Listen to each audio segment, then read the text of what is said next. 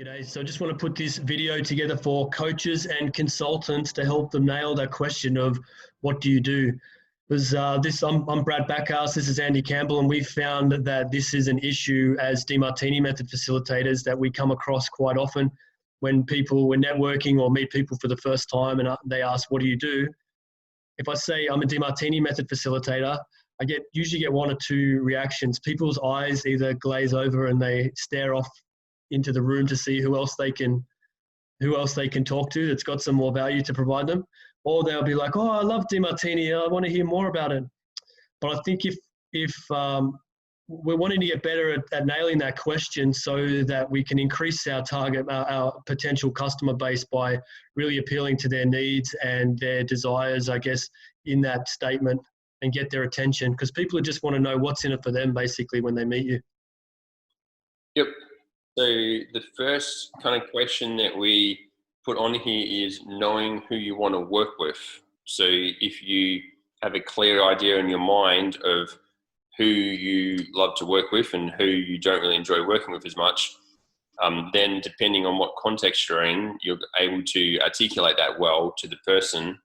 And if they are in that position, or if they know someone in that position, and there's a need for the service that you do, then there's a higher probability they're going to refer you or ask you about their own kind of issue. And who do you want to work with, Andy?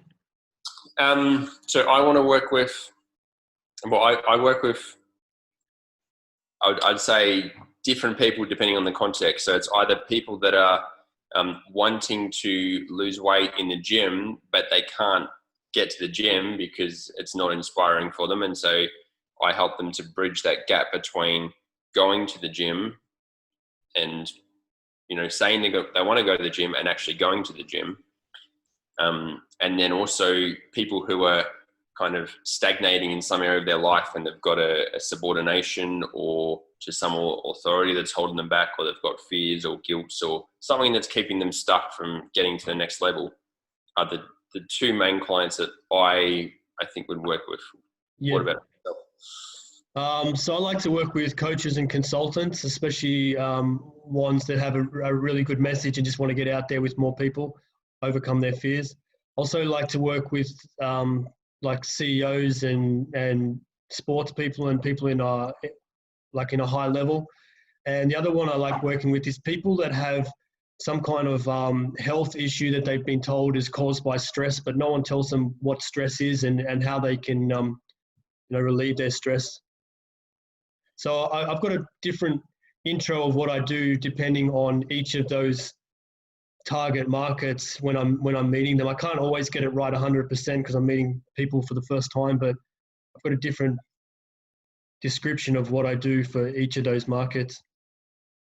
Yeah, so I think having that in mind, the specific markets that you want to work with, who those people are, and then having that description for each of them, and then depending on who's asking the question, you can choose the most appropriate response to that. Yeah, exactly. So for example, I can say that I help coaches and consultants find a why that drives them beyond all the problems that they can face. And I help people uncover stresses that can aggravate health conditions, or I help people dissolve mental blocks and mental fears to bring their business or their achievements to the next level. Yep. So that's the first thing, is identifying the specific clients that you want to work with. So when you're asked, what is it that you do? And you then tell them what you do, they then have a mental picture of what you're actually doing. So then they can see if it applies to them or somebody else in their life. Yeah, because often with coaches and consultants, I think the process, if you describe the process, then it's not doing it any favors. You need to describe the result rather than the process. Yeah. It's not like we're plumbers, whether if someone comes and says I'm a plumber, you know what they do. Yep. Okay, cool. So then the next thing that we had down was directing the conversation. Directing the conversation, yeah, just probing questions, I guess. Yep. So if you're asked, what do you do? How would you then bring in these directive probing questions? Well, I mean, obviously it's a little bit easier if you can ask them first. If they ask you first, you know, you've got to take a guess at I guess, what their values are and what kind of client they are or potentially know before you give them a description. Or you can have a generic description, I guess, for general people. But I think, asking people probing questions about, first, you know, what do they do? What kind of challenges they're facing, what they, you know, when they give you a description of what they do, ask them what they actually do on a day-to-day basis. Another good question I like to ask is, you know, do you love doing that? And usually they're either going to say, yeah, I love it, or they'll say, nah, it's just to pay the bills. And that's a good way to ask. So what is it that you do love to do? And see if there's any problems or issues or challenges in there that you can address when they ask, so what do you do? Yep. So what would be some examples of that kind of question that you would ask if you just meet someone and they say, I'm a coach or consultant? Well, yeah, I mean, if you're asking a coach or consultant, you could ask them, so what's your target market? Who are you dealing with directly? What kind of challenges do you have in there? Do you have a regular stream of clients? Are you going to have to go out? Do you have any problems with just feeling rejected, or do you have any problems finding new clients? Is it an ongoing battle to find new clients? Just ask them some questions around what's the challenges that they're facing. Yep. All right, awesome. Now, the next thing that we put down in this situation of being asked what is it that you do, if you're like a coach or consultant or something with a vague title, is having a it's like statement. So having some kind of an analogy where instead of saying I'm a process manager, project coordinator, consultant, you say something like, so for me, I'd say, so I'm a mindset coach, and it's like I help people dissolve the stresses that they have in their life.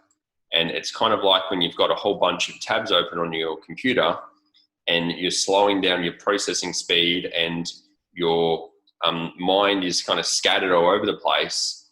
And then when you go and close down all the tabs and you just focus on one thing, you're a lot more present and focused, and you make a lot more progress on that one thing. So that's what I'm doing. I'm helping you close down these other tabs. You can, you know, progress and move forward in what you're doing and not be so scattered of mind. Brad, do you have one that you do for yourself, and it's like statement? Yeah, so it's like, so what I say it's like when you're driving your car and the warning light comes on. So all your stresses and anxieties and the negative self-talk and the feedback from your body are like the warning light on a car. And if you don't go and get somebody to help you identify what's the problem driving that warning light, then you're going to have your car's going to break down, or it's going to cause some kind of crisis in your life. Yep. But I think for coaches and consultants, an it's like statement is important, just to give it some kind of context, because a lot of people don't know there's all kinds of different methodologies and stuff out there, and people don't know really what it's about. And you know, a lot of people do, but a lot of people don't as well. It's not as straightforward as we said before, as if you're a plumber or a builder or a mechanic. People got a really clear idea what that process involves. But with us in our business, it's a little bit less tangible. Yep. So we've got knowing who you want to work with, how to direct a conversation with probing questions, and if it's like statement analogy, and what was the other one? That was it, I think. So just the three. Yeah, cool. Anything else that we should add to this conversation about how to introduce yourself with new people when they're asking what is it that you do? Well, I think just make it a conversation, definitely. Get a few different ones for different markets, but try and make it more of a conversation and listen out for ways that you can solve problems for people. Because if you can hear how you solve a problem for people and then they're asking you, so what is it that you do? And you can say, well, funnily enough, I addressed that problem that you just mentioned. You've got a lot more chance of connecting with them. Yep. And with the X-Lite statement, if there's some, some way that they can describe it to their friends and family, if they or contacts, if they've got an issue, then it's going to be easier for them to refer as well. Yep. So it's basically just having a way of communicating. If you're a coach or consultant, or you're doing something that's more abstract, how do you best communicate that to someone you've just met in a way that they can tangibly understand what specifically you're doing, so they can see if it's going to be valuable to them or someone they know? Yeah. And then I think, the other thing is just practice it as well. And just, you're going to fuck it up sometimes. It's going to happen, don't beat yourself up. Just take it as feedback and get better, and get better every time you do it. Okay. Anything else that we need to add to this, introducing yourself or how to introduce what you do? I'm not sure. Anything you want to add? I think that's pretty much it. So this has been episode 2 of Monday Mindset Mastery, Brad. Yep, that's the one. You remembered it this time. Cool. Okay. Catch you guys on the next one. All right. Thanks, Andy. Thanks, Brad.